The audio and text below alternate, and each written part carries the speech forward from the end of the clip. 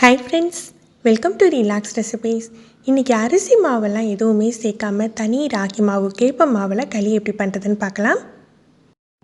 ஒரு கப் அளவுக்கு கேழ்வரகு மாவு கேப்ப மாவுன்னு சொல்லுவோம்ல, அதை எடுத்துருக்கேன். ராகி மாவு இதில் ஒரு கப் தண்ணி விட்டு நம்ம கரைச்சி எடுத்துக்கலாம். எந்த கிளாஸுக்கு ராகி மாவு எடுத்தோமோ அதே கிளாஸுக்கு தண்ணி விட்டுக்கலாம்.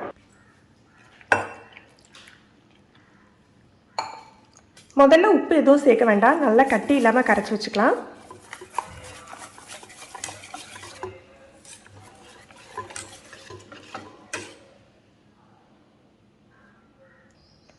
நான் இன்றைக்கி மண் பாத்திரம் எடுத்துருக்கேன். நீங்கள் மண் பாத்திரம் தான் எடுக்கணும்னு அவசியம் இல்லை. ப்ரெஷர் பேன் எடுத்துக்கலாம். நல்ல கனமான எந்த பாத்திரம்னாலும் எடுத்துக்கலாம்.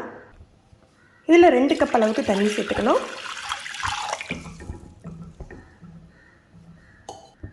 தண்ணி கொஞ்சம் சூடு வரட்டும், ரொம்ப தரன்னு கொதிக்கணும் இல்லை, லேசாக சூடு வரட்டும். தண்ணி ஓரளவு சூடு வந்துட்டு இப்போ நம்ம கலந்து வச்சுருக்க கேப்ப மாவை சேர்த்துக்கலாம்.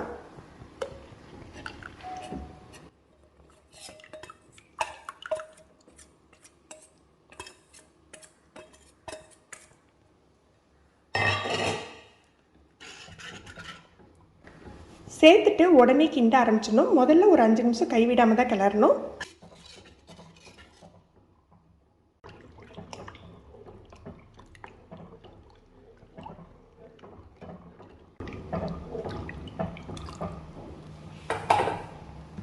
இப்போ உப்பு சேர்த்துக்கலாம். நம்ம குழம்பு வச்சு தான் சாப்பிட போகிறோம், அதனால் ஒரு 1/2 டீஸ்பூன் தான் உப்பு சேர்த்துக்கிறேன்.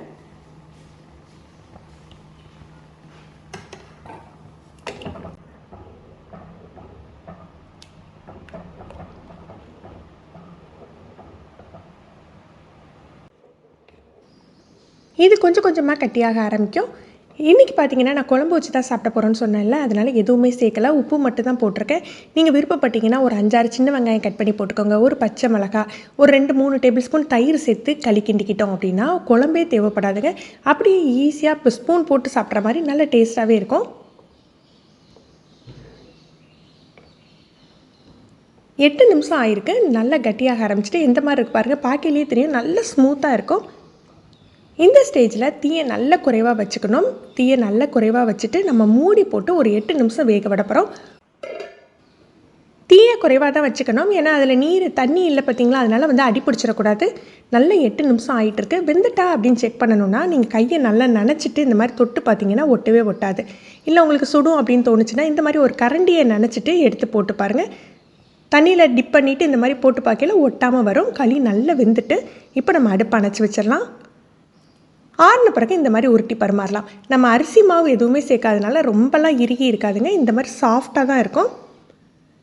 இதுக்கு பார்த்திங்கன்னா நல்ல புளிக்குழம்பு, காரக்குழம்பு இதெல்லாம் ரொம்ப டேஸ்ட்டாக இருக்கும். ஏன்னா இதில் கொஞ்சம் புளிப்பெல்லாம் போடலை இல்லையா. நான் இன்றைக்கி பயிர், முருங்கைக்காய், மாங்காய், கத்திரிக்காய் போட்ட புளிக்குழம்பு தான் இதோட பரிமாறுறேன். நீங்கள் நான்வெஜ் சாப்பிட்றவங்களா இருந்தால் மீன் குழம்பு வச்சு சாப்பிடலாம், ரொம்ப டேஸ்ட்டாக இருக்கும். ஃப்ரெண்ட்ஸ், நீங்களும் இந்த ஹெல்த்தி ரெசிபி ட்ரை பண்ணி பாருங்கள். இந்த வீடியோ பிடிச்சிருந்ததுன்னா லைக் பண்ணி ஷேர் பண்ணுங்கள். நீங்கள் ஃபஸ்ட் டைம் நம்ம சேனல் பார்க்குறீங்கன்னா ரிலாக்ஸ் ரெசிபி சப்ஸ்கிரைப் பண்ணிக்கோங்க. கீழே இருக்க பெல் பட்டனில் ஆல்ங்கிற ஆப்ஷன் செலக்ட் பண்ணி வச்சுக்கிட்டிங்கன்னா வீடியோக்கள் போட்ட உடனே நோட்டிஃபிகேஷன் கிடைக்கும். தேங்க்யூ.